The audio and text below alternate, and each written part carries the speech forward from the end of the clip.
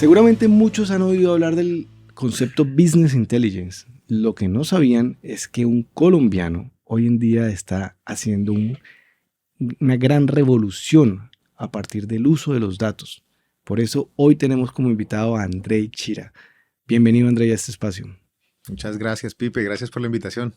Bueno, te cuento que me quedo sorprendido. Me dicen que ya tienes presencia en casi 16 países, con solamente en Colombia más de 150.000 tenderos. Son unas cifras que creo que pocas empresas de Business Intelligence en tu sector están lográndolo. Sí, ha sido un proceso muy interesante. Colombia siempre ha sido nuestro principal foco, pero poco a poco los mismos clientes nos han ido pidiendo llegar a otras latitudes. Eso hemos hecho. Y en Colombia hemos logrado consolidar un observatorio de información sin precedentes. Logramos unir las puntas, unir a los actores del canal tradicional para que nos compartieran su información, y a partir de eso es que estamos haciendo todo lo que hacemos con inteligencia y analítica de negocios. ¡Qué maravilla! Pero antes de entrar a hablar de tu negocio y de todas esas historias maravillosas que seguramente, y aprendizajes que seguramente vamos a tener en este espacio, quiero conocer un poquito, y estoy seguro que todos quieren conocer un poquito, quién está detrás de esta grandiosa empresa. ¿Quién es Andrei Chira? Cuéntanos un poquito de ti.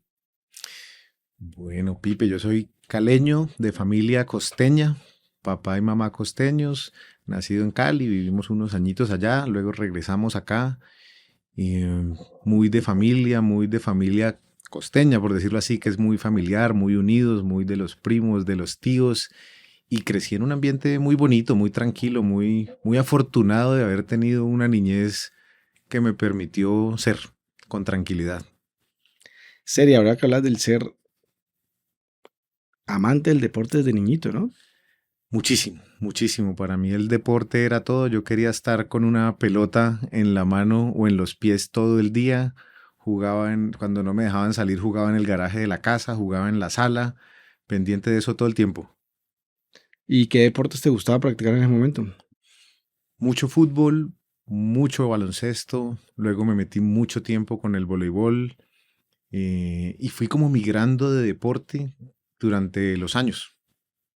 ¿Y viniendo de familia costeña, alguna vez jugaste softball? ¿De qué parte de la costa era tu familia? De Barranquilla. Ok. De Barranquilla, no, nunca me gustó. Mi papá jugaba, los tíos jugaban y me intentaron meter, pero no, nunca me gustó. ¿No te gustó? Además que estando en Cali era raro, pues no era un deporte que uno acá viera, entonces realmente nunca lo intenté.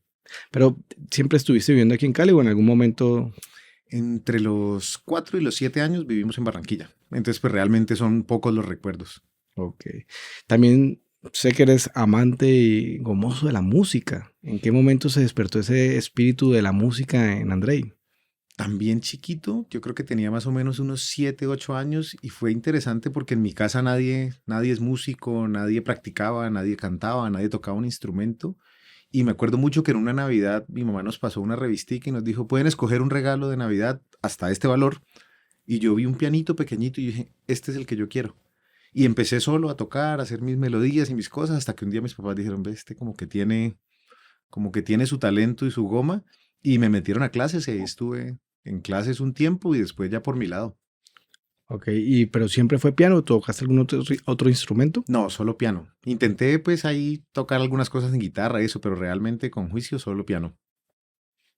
Bueno, muy bien. ¿Y de qué otra manera, o cómo era un poco la historia o la vida o el día a día del niño Andrei en sus primeras etapas en Cali? ¿También recuerdas algo de la época en que vivías en Barranquilla?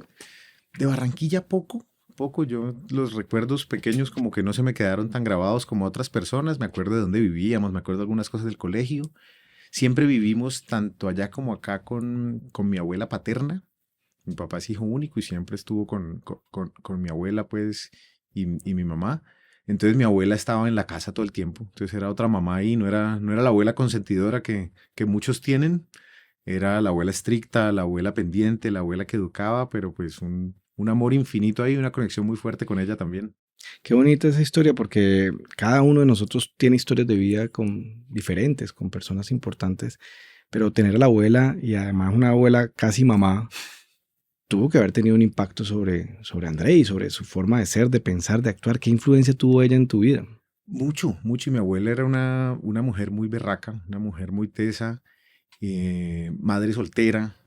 Entonces le tocó, y en la época pues, entonces le tocó luchar con una cantidad de cosas, sacó a mi papá adelante, de una familia muy humilde, pero muy clara con la convicción del estudio, entonces fue muy exigente con mi papá en los temas de estudio, y eso logró pues que mi papá también saliera adelante, y todo eso se nos quedó muy, muy, muy marcado. Lo hablamos mucho con mi hermana, por ejemplo, y tenemos dichos de la abuela, frases, creencias, traumas también, rayes distintos, pero sí muy marcado porque pues estaba todo el día en la casa. Mi mamá y mi papá trabajaban y mi abuela es la que estaba ahí. ¿En qué trabajaban tus padres? ¿Qué hacían en ese momento y por qué terminaron de Barranquilla en una ciudad como Cali? Mi papá siempre trabajó en temas comerciales, trabajó como gerente de ventas en diferentes empresas. A Barranquilla nos fuimos porque consiguió una oportunidad allá y tenía la vena emprendedora por, por lo alto. Entonces tuvo diferentes empresas en diferentes cosas, desde panaderías, salones de belleza, empresas de plásticos, de muchas cosas. En algunas les fue muy bien, en otras no les fue tan bien. Em, y mi mamá trabajó casi toda su vida en el SIET. O sea, trabajaba como asistente allá y de allá se jubiló. Tengo entendido además que tu padre o tus padres montaron una fundación, tienen una fundación. Cuéntanos un poquito de la historia de la fundación. Sí, eso es un tema muy bonito. Mi papá, pues, con su origen humilde, entiende que la educación finalmente es lo que le permite a él salir adelante y lograr las cosas que logra. Y pues nunca se olvida de eso. Y inicialmente de manera muy natural empezó a ayudar a los primos, a los hijos de los primos, a los cercanos, con temas para apoyar en el estudio y todas esas cosas. Y después decide formalizar, digamos, todo esto en una fundación que se llama FEDUT, Fundación Educación para Todos, hace casi 30 años. Y empieza, digamos, a hacer las dos cosas, a trabajar donde estuviera trabajando o con la empresa que tuviera en su momento y lo combinaba con la fundación. Y poco a poco, a medida como que pasaban sus años, empieza a entender que su vocación era más el tema social y termina después de jubilado dedicándose, yo le digo que es el jubilado que más trabaja en la historia porque trabaja de sol a sol por la fundación. Hoy en día está dedicado a la Hoy en día fundación, está entonces. dedicado a la Qué fundación chévere, 100%, 100%. qué chévere eso. Ahorita contabas un tema y era que tu abuela fue muy exigente con tu padre en términos de exigirle académicamente y educarse. Me imagino también que tu padre en parte te fomentó mucho esa misma mentalidad de la importancia y de darle importancia a la educación. Pero cuéntanos, a la hora de tomar la decisión de qué estudiar, tengo entendido que es ingeniero industrial. Así es. ¿Cómo fue el proceso? ¿Por qué tomaste la decisión de estudiar ingeniería industrial? Eso fue un proceso bien interesante porque a mí me gustaban mil cosas y en su momento consideré desde estudiar matemática pura, ingeniería de sistemas, electrónica, me gustaba la administración, me gustaba todo realmente. Y la ingeniería industrial terminó siendo la respuesta a eso para mí y era tener una base, sí quería una formación, digamos, de ingeniería que me lo permitía tener la industrial, pero quería tener una apertura a muchas cosas y poder estar expuesto a muchas cosas porque realmente en ese momento a los 18 pues estaba cero claro, como suele pasar, en qué quería hacer. Entonces de alguna manera la decisión fue por ahí y creo que me funcionó pues porque terminé metido en otro mundo que no tiene tanto que ver con la industrial. Bueno, al final también todo está conectado Sí, y la ingeniería industrial siempre he creído que es de esas carreras que te permiten tener un modelo de pensamiento que te permite resolver muchos retos en muchas industrias. A mí me insistieron mucho con esa y terminé estudiando economía, pero hoy te digo, reconozco el valor profundo de la ingeniería y especialmente la ingeniería industrial en el proceso. Tengo entendido que fuiste muy buen estudiante, que eras muy aplicado, juicioso, hacías la tarea, pero terminaste retrasado a la hora de graduarte por un tema de una tesis. ¿Qué pasó con esa tesis? dentro de las, digamos, de las cosas idealistas que tiene uno en ciertos momentos cuando nos íbamos a graduar o cuando uno tiene que escoger la tesis, yo no quería hacer como una tesis normal. Y yo veía las tesis que se hacían y decía, no, yo no quiero eso. Y en ese momento, Andrés Jaramillo, que era el decano de ingeniería de la Javeriana, un tipo brillantísimo, reconocido pues a nivel mundial, tenía una iniciativa de hacer una gran tesis que integrara gente de industrial, de sistemas, de electrónica y llevar algo a la práctica, que era la creación de un robot con unas características especiales. A mí eso me sedujo mucho, convencí a mis dos compañeras de que hiciéramos eso y fue un proceso súper chévere, pero con un pequeño detallito y es que nos demoramos 2 años. Y entonces todos los juiciosos que habíamos sido sin perder materias, sin atrasarnos, sin nada, al final terminó casi todo el mundo graduándose antes que nosotros. Pero fue una experiencia muy bonita porque toda esa historia y el conocer a Andrés y todo eso termina conectando en el camino en que estoy ahora. Entonces, de alguna manera creo que era el camino que había que recorrer. Pues aprovechemos y cuéntanos la importancia, porque tengo entendido que eso da las bases o da pie a que un profesional que probablemente hubiera terminado siendo seleccionado por una de las mejores compañías o multinacionales de Cali, termina en el mundo del emprendimiento cuando no quería ser emprendedor, porque tengo entendido que no quería ser emprendedor a pesar de la genética emprendedora de tu padre. ¿En qué momento esa tesis no solamente te retrasa a la hora de graduarte, sino que te desvía aparentemente el camino? Claro, entonces arranca todo el proceso de tesis y en ese proceso, pues yo empiezo a conversar mucho con Andrés Jaramillo, compartíamos mucho tiempo en el proceso, entendiendo muchas cosas, y al final de ese proceso, Andrés me dice, ¿por dónde vas a hacer la práctica? Y yo tenía ya en mi cabeza que mi práctica la quería hacer en una compañía grande que pagara muy bien y mi camino, como lo tenía yo pensado, iba a ser un camino de crecer en una compañía y ya. Y gran parte, ¿por qué? Porque a pesar de esa vena emprendedora de mi papá, también había vivido muy de cerca y en los últimos tiempos lo que había sido que esa vena emprendedora no funcionara a veces también. Y mi papá en su momento renunció a su gran trabajo porque en su vida era emprender y volvió a emprender y le fue muy bien y luego le fue no muy bien.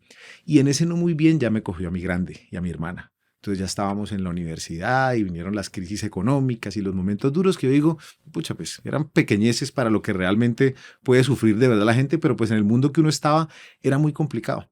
Entonces yo dije, no, pues si mi papá, que es un teso, que es un berraco, que ha hecho tantas cosas, se quiebra y le pasan estas vainas, yo no voy a recorrer ese camino. Entonces yo estaba mentalizado en eso.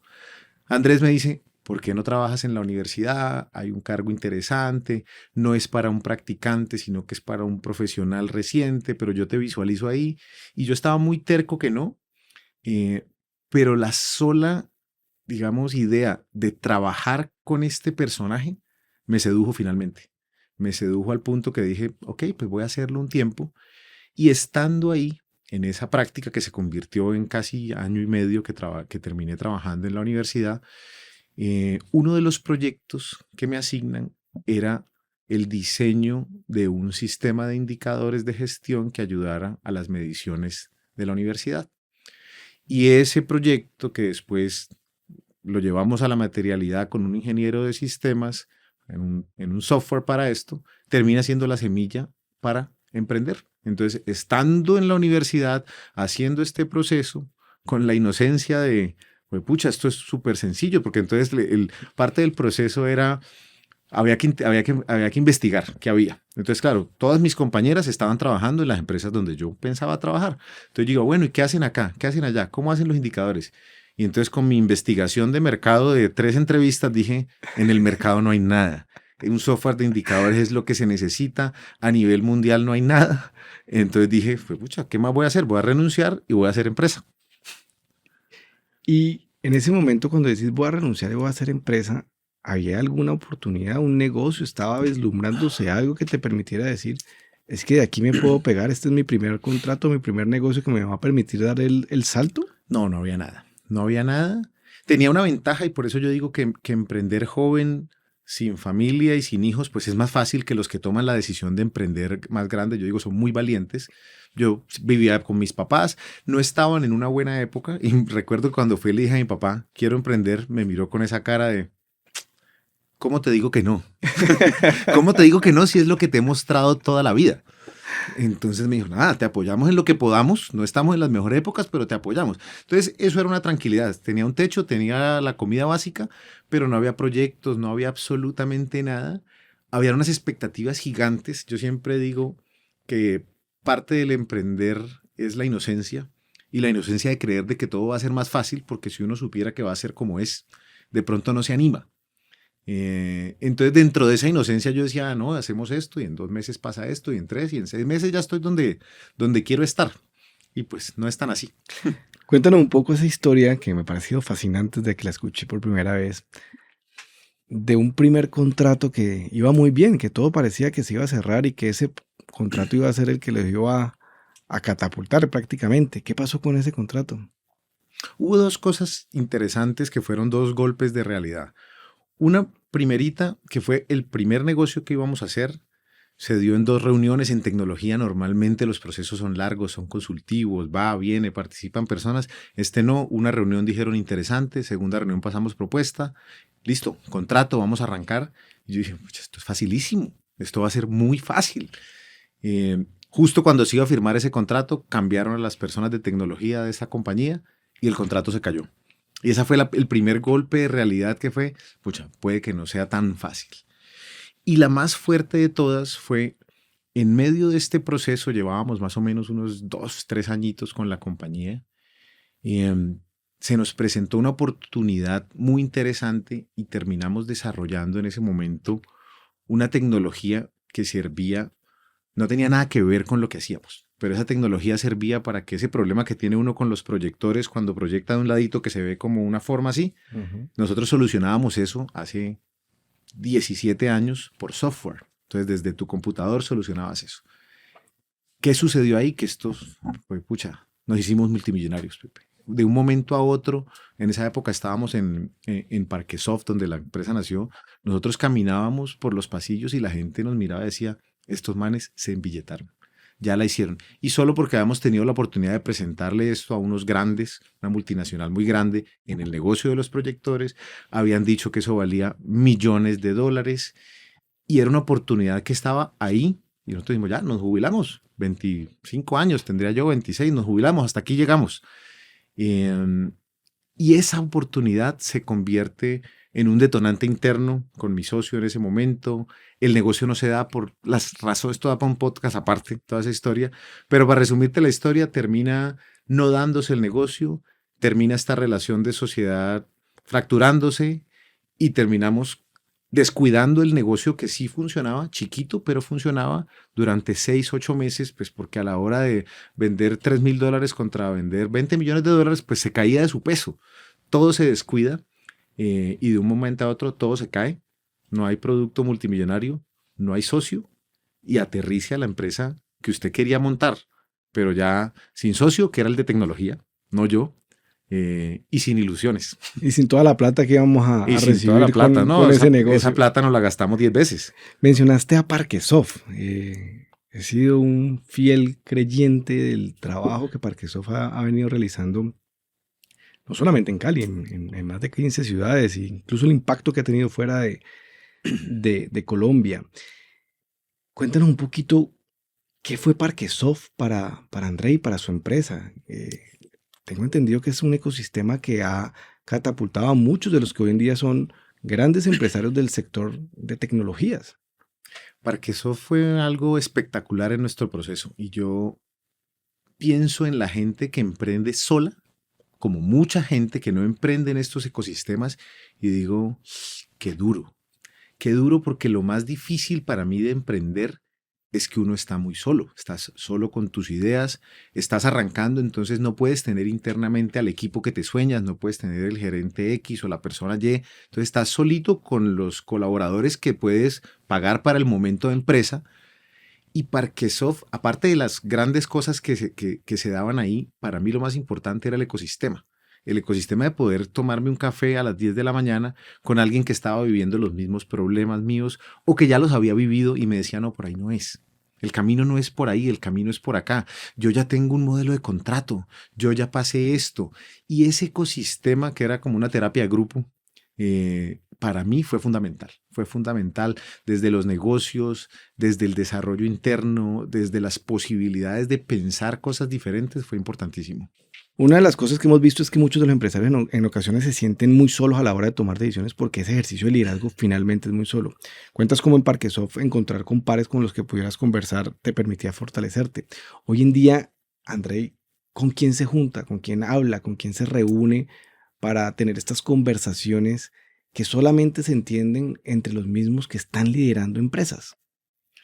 De Parquesoft heredé un grupo de amigos y colegas con los que todavía me reúno. Y es fundamental, son esos escapes de almorcemos, almorcemos, te tengo que contar algo, no tiene nada que ver, seguramente no me vas a poder decir mucho o sí me vas a poder decir mucho, pero parte de lo interesante que yo aprendí en este tema es que poder verbalizar lo que te está pasando te ayuda de entrada solito, así el otro no te solucione, te ayuda a entenderte. Pero lo que pasa es que necesitas tener del otro lado ese interlocutor válido para uno, para poder decir, Pipe, yo te voy a contar todo, te voy a contar data, porque sé que me vas a entender desde tu estructura y esa conversación te va a llevar a unas conclusiones maravillosas. Entonces, eso todavía se mantiene a partir de ejercicios que hemos hecho con la Cámara de Comercio. También hemos tenido la oportunidad de vincularnos a otro ecosistema de emprendedores muy interesante. Y como ya lo vivimos, entonces lo valoramos mucho. Y lo mantiene y cultiva siempre esas Así es, relaciones. así es. Perfecto.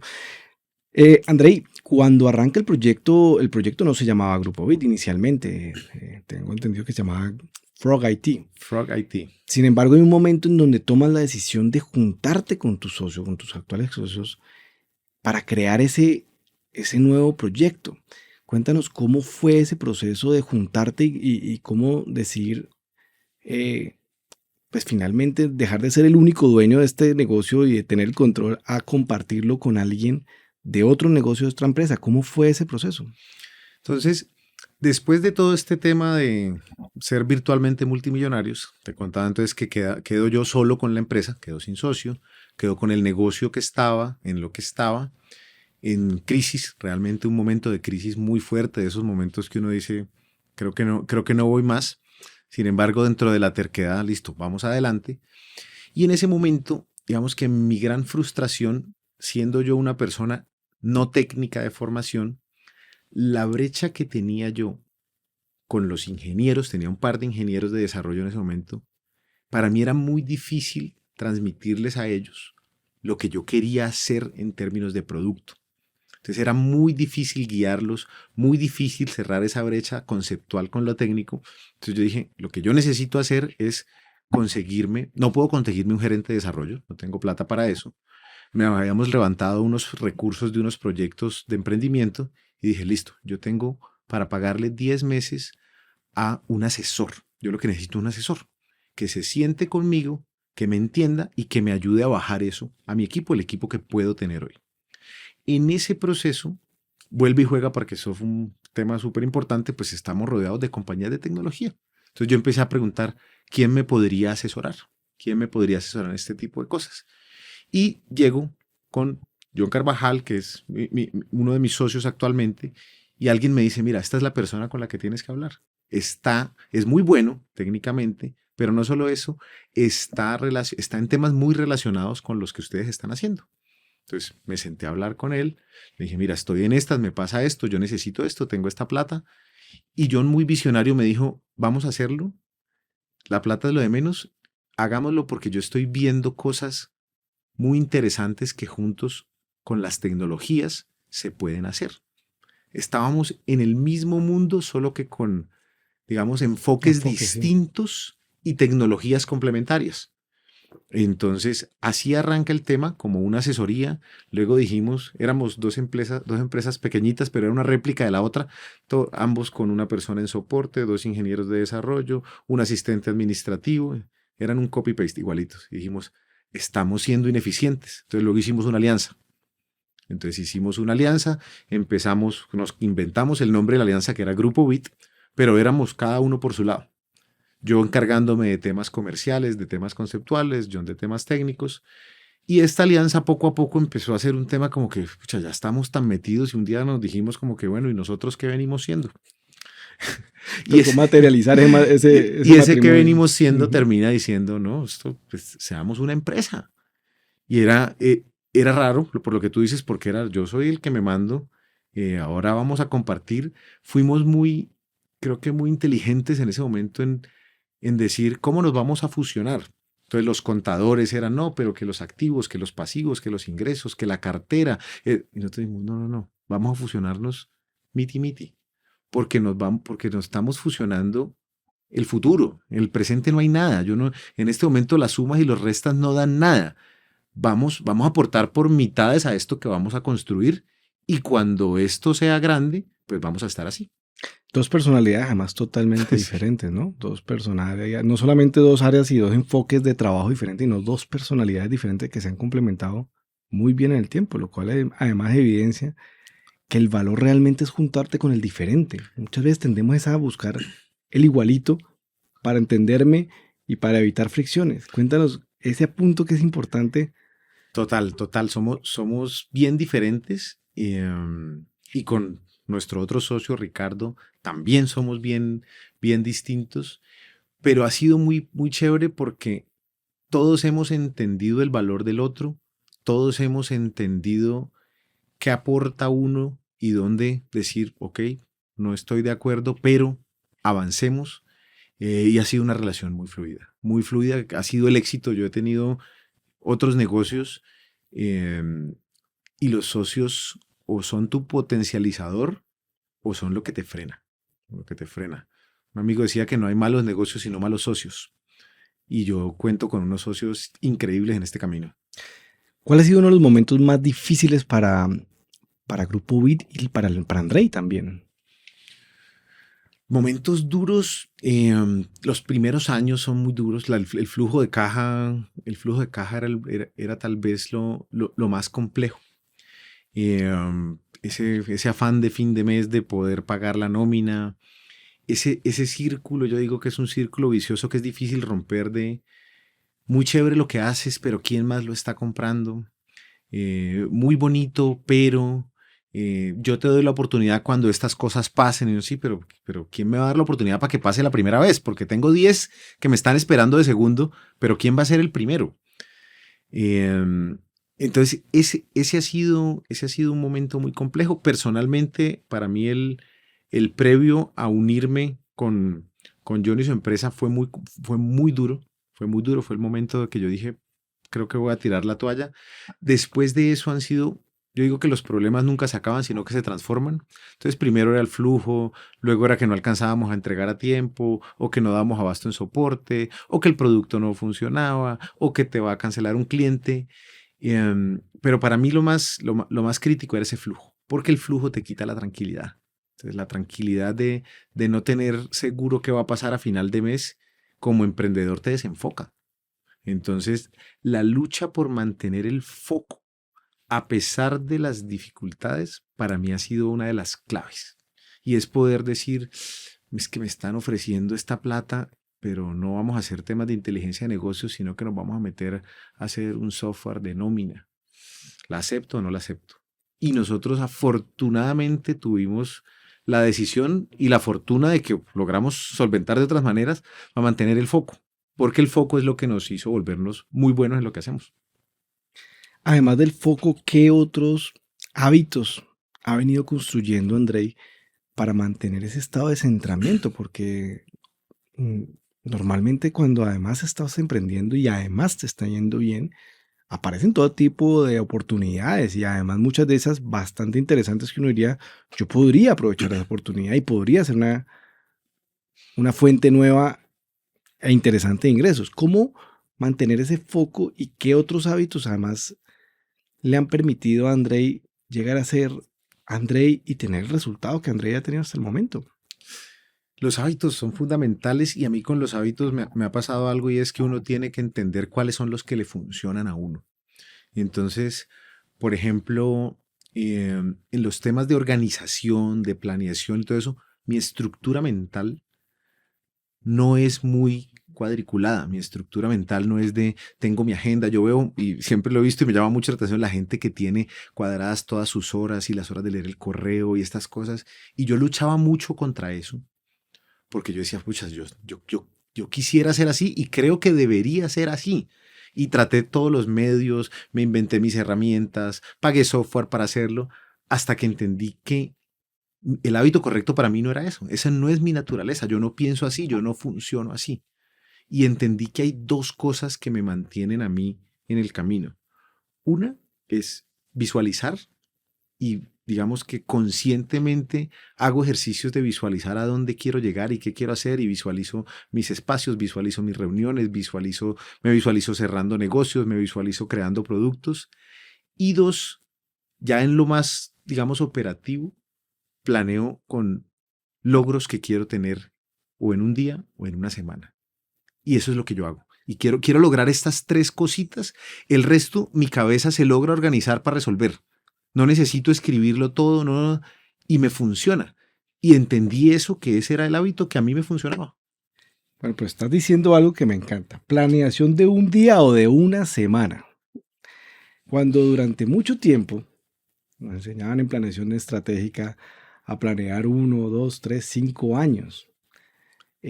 Hoy, en medio de las actuales circunstancias, muchas de las empresas que planean a 3 y 5 años sienten que esa planeación termina siendo muy distante de la realidad.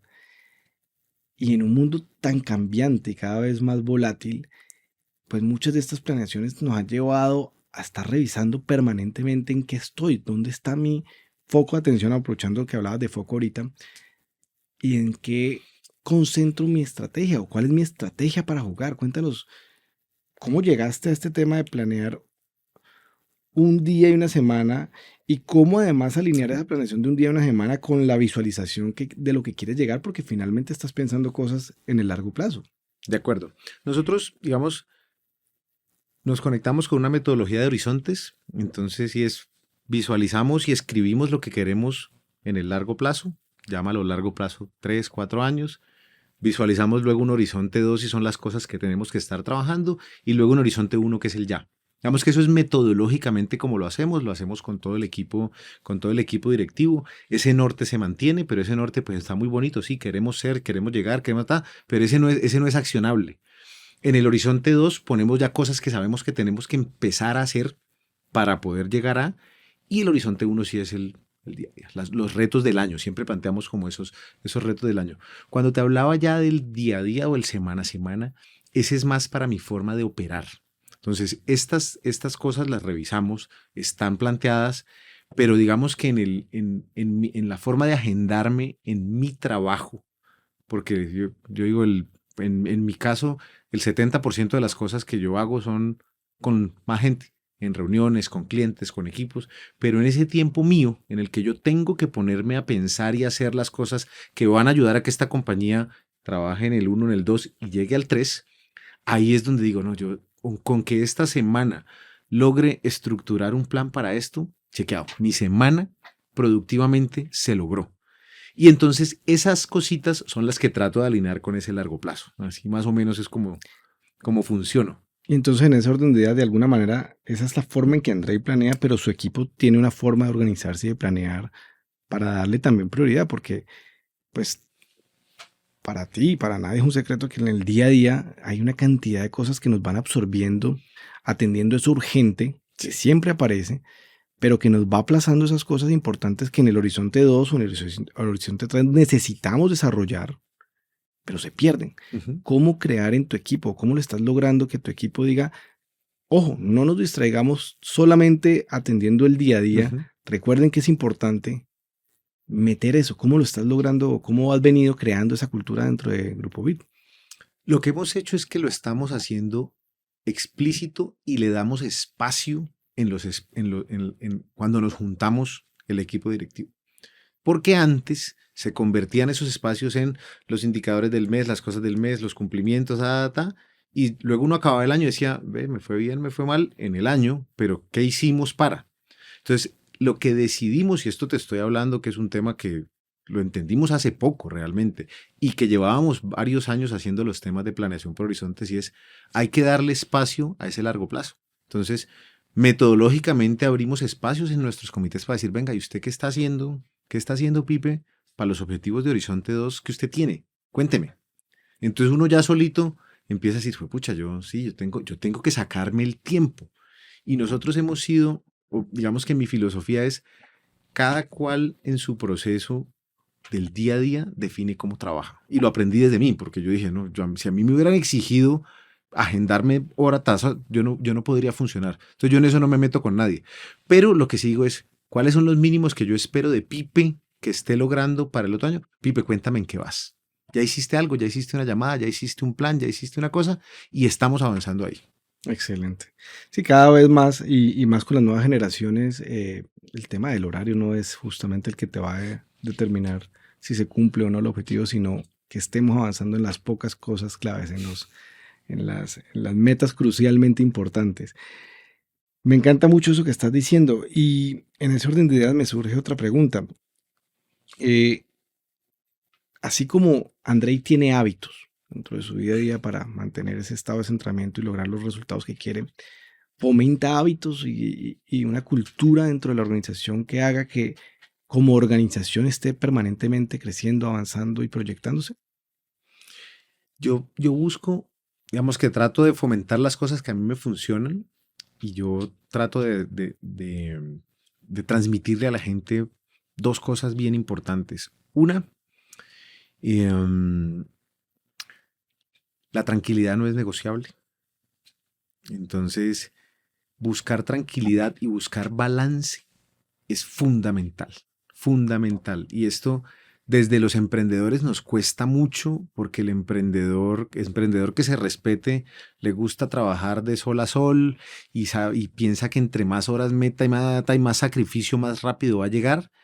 Y el hábito de buscar el balance conscientemente, de darte el gusto conscientemente, de decir, no, voy a agendarme en la tarde porque es que a mí me gusta el fútbol y yo quiero verme el partido de la Champions League, no me voy a agendar de 2 a 4.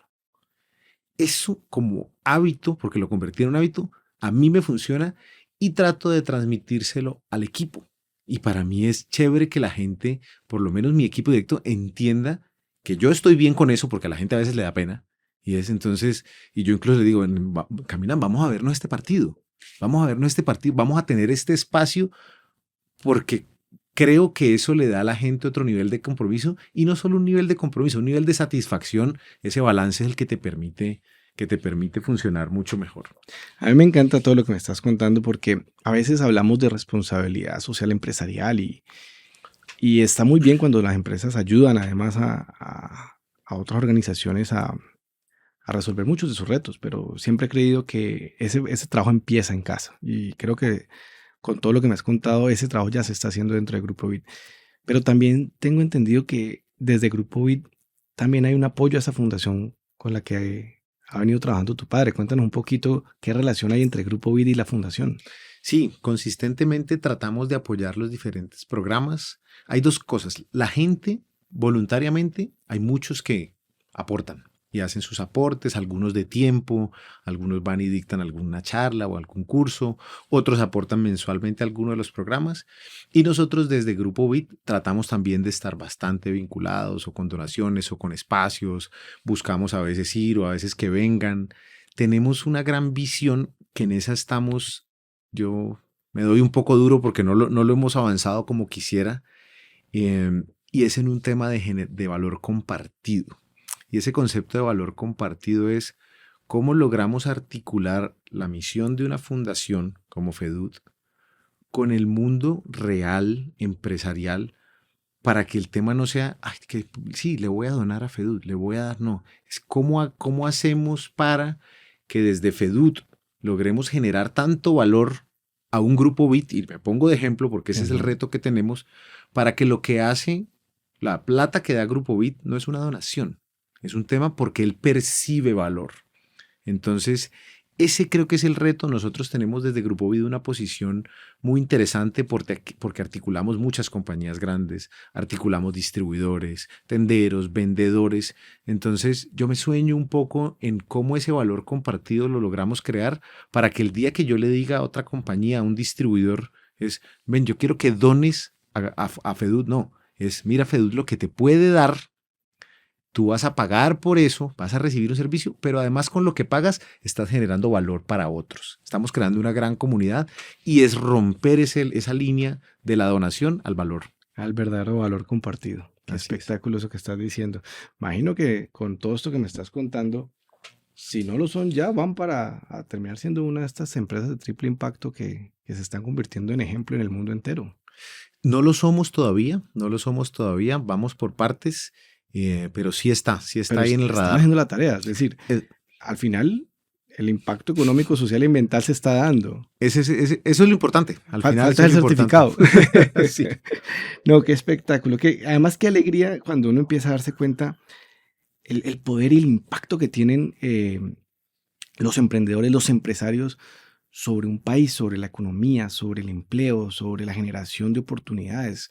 Eh, yo soy un profundo admirador de los líderes empresariales, tanto hombres y mujeres, porque creo que no hay otra forma más poderosa de combatir gran parte de los retos que tenemos sociales en un país como Colombia y en América Latina en general, sino es a través de la iniciativa privada que además es sostenible y eso lo celebro tremendamente en todo este ejercicio que estás haciendo. ¿Qué sigue? ¿Qué viene para Grupo Vid y para Andrei? ¿Cuál es la visión que tiene ahora que hablabas que visualizas tanto? ¿Qué te estás visualizando en los próximos años? ¿Dónde quieres estar tú, tu equipo de trabajo y todo este gran sueño que vienes construyendo, que ya más que un sueño es una gran realidad? No, seguimos soñando grande. La expansión internacional, digamos que es parte de los objetivos que están ahora de frente. Nosotros hemos tenido la posibilidad de trabajar en muchos países como lo hacemos hoy, pero ha sido un ejercicio más natural, una expansión orgánica. Nos piden ir a hacer esto, nos piden llegar a tal país. Decididamente estamos ahorita haciendo un esfuerzo por abrirnos internacionalmente un poco más. Tenemos este gran sueño que ya materializamos, que era crear este gran observatorio de información del canal tradicional en Colombia, que ya lo hicimos, pero tenemos un camino gigante por recorrer ahí. Entonces, productos, muchas cosas en la cabeza. Al final nosotros nos soñamos un mundo donde la data realmente sea el driver de las decisiones. Y yo lucho mucho con tanto en la compañía como con los clientes, porque a veces en este mundo, en este momento, todos los temas de inteligencia artificial, de analítica, de big data están en boca de todo el mundo. Pero a veces uno se va a la práctica y la gente sigue haciendo las cosas de la misma manera. Y entonces muy bonito y los tableros y la analítica y lo que me dice. ¿Y usted cómo tomó esta decisión? No, pues con lo que yo pienso, siento, creo. Y entonces yo digo, no, ¿y los datos? Entonces ese mix es fundamental, eh, pero yo sueño realmente que nosotros seamos capaces de transformar, y ese es nuestro propósito como tal, y es transformar la manera en la que este tipo de compañías toman sus decisiones. Que no se puedan imaginar un mundo antes de que nosotros existiéramos y les diéramos lo que les damos. Yo le pongo el ejemplo siempre a la gente en la empresa y es, nadie se imagina ahorita la vida sin el celular. Yo me visualizo que nuestros clientes no se imaginen la vida sin nosotros, porque eso realmente los ayuda a llegar a donde quieren llegar. Y lo bonito de este negocio en el que nosotros estamos es que si a las compañías para las que nosotros trabajamos les va bien, se mueve la economía. Se mueve la economía. Una compañía de consumo vende más, el distribuidor vende más, el tendero vende Y de más. manera más eficiente, además, en Por el proceso. supuesto, tiene una ramificación súper interesante porque esto es un negocio que estos productos llegan a 350.000 tiendas. Entonces estamos moviendo la economía de 350.000 tiendas y nosotros ayudamos a que se venda más, se venda mejor, pues deberían suceder cosas. Me encanta eso. Y quiero aprovechar eso que acabas de plantear porque, claro, tú estás en el tema de los datos y de la inteligencia de esos datos en un sector. Sin embargo, hoy, cuando todo el tiempo lo que hacen los líderes empresariales es tomar permanentemente decisiones, y como lo decías ahorita, muchas veces guiados por la intuición o porque yo siento que ahí debería ser, pero ya hoy en día cuando tenemos tanta información, poder respaldar y apoyar nuestras decisiones con datos es importante. ¿Cómo alguien que todavía hoy no está tomando decisiones teniendo datos, primero cómo empezar a construir esos datos y cómo además tomar decisiones por dónde empiezo? ¿Qué podrías contarle o qué podrías invitar a hacer a este empresario que empieza a reconocer el valor de estos datos, pero que no sabe por dónde empezar? Lo fundamental ahí es estar convencido que se puede y como en todo, darse la oportunidad. Es fundamental primero buscar los datos que son, pero casi tan fundamental es saberlos interpretar, porque si no, estamos en un riesgo peor que si no tuviéramos datos. Entonces, al final, el mix perfecto es, tengo los datos que son, soy capaz de integrarlos a mi proceso, y no es Ujú. que van a reemplazar mi proceso, no van a reemplazar mi juicio, no van a reemplazar mi criterio, pero me dan los elementos para tomar una decisión mucho más informada. Y esto es un tema que sucede en todos los niveles organizacionales. Y es, si yo tengo que tomar una decisión gerencial, pues espero tener los mejores datos. Pero si yo tengo que solucionar un problema de soporte, también quiero tener los mejores datos para poder solucionar el problema de la mejor manera. Entonces es un tema de cambiar esa mentalidad, que es difícil, cambiar los hábitos, que tú sabes que es complicado y es un reto grande, porque pues llevamos haciendo las cosas como siempre desde hace mucho tiempo. Entonces, es un reto interesante. No me cabe la menor duda que una empresa como la tuya, seguramente, si no lo ha tenido, lo va a tener probablemente muy pronto, una oferta de compra de alguna de estas grandes compañías multinacionales, eh, la mayoría de ellas extranjeras. Aún así estás aquí en Colombia, desde Colombia estás apostando por una región. ¿Por qué un proyecto de estos en una región como América Latina? ¿Por qué apostarle a Colombia y América Latina como un sector importante al que deberíamos eh, de verdad dedicarle tiempo y de verdad tener un compromiso de desarrollar el negocio dentro de esta región? Porque las oportunidades, mira, desde lo pragmático, las oportunidades siguen siendo importantes en Colombia y América Latina hoy en día. A pesar de las crisis sociales, económicas, políticas, los negocios se están dando, los negocios se están haciendo, y yo siempre trato de mantenerme positivo frente a esto.